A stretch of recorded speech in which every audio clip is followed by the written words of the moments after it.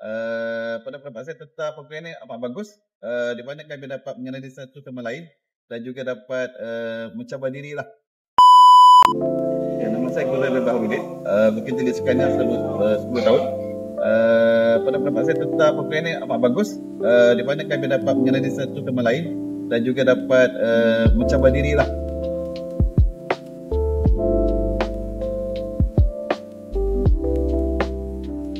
Yang paling penting kami dapat mengenali antara satu sama lain.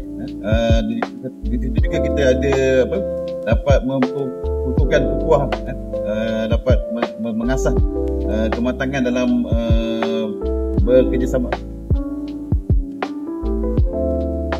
Paling bagus di outdoor, di mana kami dikendaki mencari 20 objek berdasarkan pada gambar yang dikendaki lah. Harapan saya amat besar kepada semua kawan-kawan seperjuangan di sekalian RBC Malaysia Kena Berhad, di mana kita dapat membukukan ikatan ukuah dan memajukan lagi syarikat kami.